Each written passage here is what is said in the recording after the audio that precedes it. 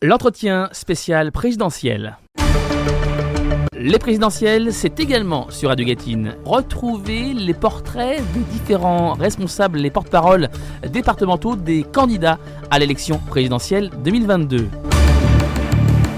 L'entretien. Nouvelle chronique dédiée aux élections présidentielles sur les ondes de Radio Gâtine. Aujourd'hui, nous sommes en ligne avec Olivier Guibert, le délégué départemental du Rassemblement national pour les Deux-Sèvres, donc soutien de la candidate du parti Marine Le Pen. Bonjour Olivier Guibert. Bonjour à Radio Gâtine et à tous les auditeurs. Alors on va démarrer en parlant du pouvoir d'achat et du coût de la vie, puisque de nombreux Français s'inquiètent de la baisse de leur pouvoir d'achat due à une augmentation du coût de la vie et des salaires qui, eux, par contre, ne suivent pas vraiment en conséquence.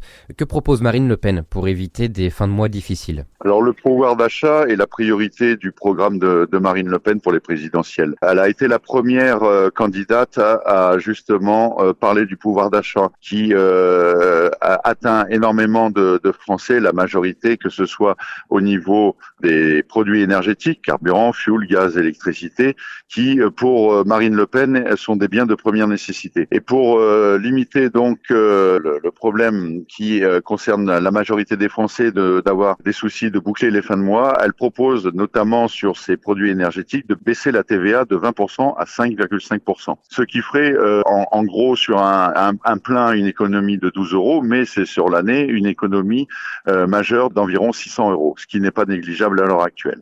Vous parlez du coût des produits énergétiques, justement, la crise sanitaire depuis 2 ans, la guerre en Ukraine maintenant depuis quelques semaines n'arrange rien. On s'attend à une hausse des prix de l'énergie dans les semaines qui viennent. Là encore, oui. Que peut faire Marine Le Pen face à cela ?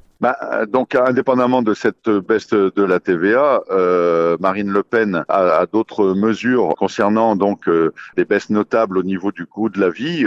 Par exemple, la suppression de la redevance audiovisuelle, la renationalisation des autoroutes pour baisser de 15% les péages. Ce sont des mesures de bon sens. Et avec cette crise majeure au niveau de l'Ukraine et de la Russie, malheureusement, nous allons aller dans des augmentations notable au niveau des produits énergétiques, au niveau également du blé. Il se fait qu'il y a certains pays comme notamment la Turquie ou l'Égypte qui sont fortement impactés et Marine veut qu'il y ait des mesures drastiques mais qui n'impactent pas à la vie et voire à la survie des Français. Le pays en guerre étant un importateur majeur par exemple du blé va avoir un impact très important sur la vie au quotidien et notamment au niveau de nos agriculteurs. Marine a un programme au niveau de nos agriculteurs pour défendre justement la vie de nos agriculteurs. Il faut savoir qu'il y a quand même un agriculteur qui se suicide tous les 2 jours. C'est quand même effarant. Et nous, ce que nous voulons, c'est que ces agriculteurs ne soient ni impactés par la crise économique, ni par la crise mondiale par rapport au conflit actuel. Et nous voulons que les agriculteurs, par exemple, puissent vivre de leur production. Olivier Guibert, parlons maintenant écologie, puisque l'enjeu mondial majeur des prochaines années sera la crise climatique et environnementale.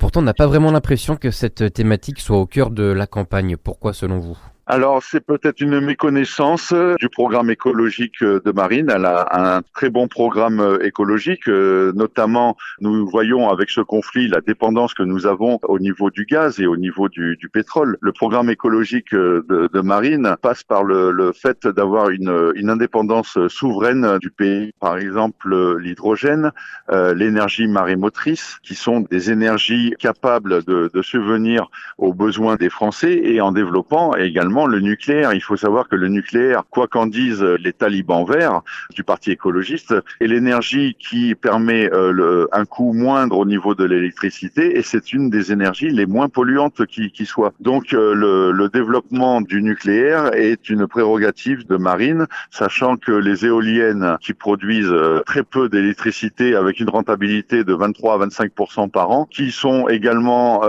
soumis au fonctionnement de moteurs fonctionnant à l'électricité eux-mêmes et à l'énergie, aux énergies fossiles, n'est pas pour nous la solution pour parer à tous ces problèmes d'énergie et également d'écologie. Alors parlons maintenant de la campagne présidentielle, puisque selon un dernier sondage de RTL, BVA et Orange du 25 mars 2022, Marine Le Pen obtiendrait 19% des voix à l'issue du premier tour du 10 avril. Donc Marine Le Pen au second tour le 24 avril, c'est déjà fait ? Eh ben, nous sommes confiants. l'instant, c'est même pas de l'espoir. Nous sommes confiants. Nous sommes persuadés que Marine sera candidate au second tour face à Macron, certainement, puisque vous me parlez du sondage à 19% de Marine, mais quand vous voyez que des adversaires comme Zemmour, Pécresse, je ne parle même pas de Madame Hidalgo, baissent au niveau des sondages. Nous, au niveau de Marine Le Pen, notre candidate qui ne fait qu'augmenter, nous avons de bonnes chances de croire qu'elle sera bien la candidate au deuxième tour et également bientôt la première femme présidente de la République. Puisqu'on parle de la campagne, là encore, on a l'impression qu'elle n'intéresse pas vraiment les Français cette année et même les débats entre les candidats semblent relativement stériles. Pourquoi, selon vous ?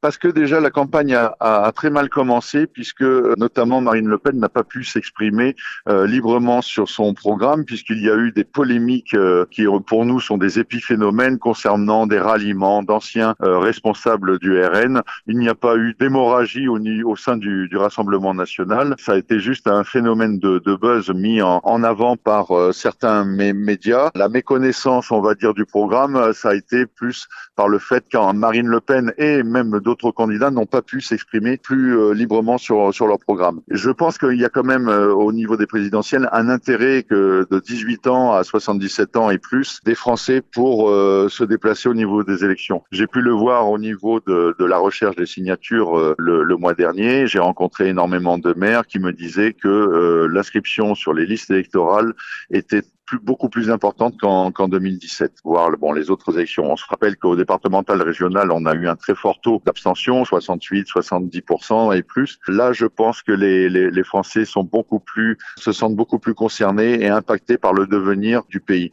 Car on ne vote pas pour un président ou une présidente pour les 5 ans à venir, on vote pour l'avenir de la France pour les 50 prochaines années. Je reviens à ce que vous disiez sur le phénomène de buzz. Vous ne pouvez tout de même pas nier que depuis plusieurs semaines, même plusieurs mois, il y a de nombreux partisans de Marine Le Pen et du Rassemblement national qui ont notamment rejoint Éric Zemmour depuis quelques temps déjà. Oui. Mais est-ce que ça a changé quelque chose au niveau de notre électorat ? Nous, notre campagne, c'est une campagne de terrain. Marine est partout présente dans les villes, petites villes moyennes ou villages, dans la ruralité, car la ruralité est très fortement impactée par la crise économique.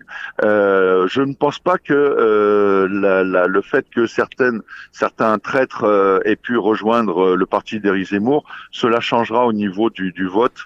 Marine a déjà les sondages le montrent, et Marine reste quand même beaucoup plus proche des Français que d'autres candidats.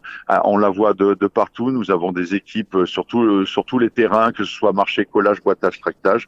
Nous avons la tournée des bus floqués. Non, je pense que les Français là vont se sentir concernés. Le fameux front républicain que certains médias orientés ont pu évoquer à d'autres élections. Je pense que ce front républicain va se faire notamment contre Monsieur Macron, car les Français en sont à penser tout sauf Macron. Voilà. Brièvement, on arrive au terme de cette interview. Pour vous, Éric Zemmour n'est pas un caillou dans la chaussure de Marine Le Pen. Ça ne fragilise pas sa campagne. On peut supposer que si Éric Zemmour n'était pas candidat, Marine Le Pen pourrait être, en tout cas selon les sondages, à quelques pourcentages supplémentaires déjà au premier tour et plus proche d'Emmanuel Macron. Oui, peut-être, mais je vais vous dire, je ne pense pas que Zemmour soit présent au deuxième tour, vu à l'heure actuelle dans les sondages, si on suit les sondages, le taux d'environ 10%.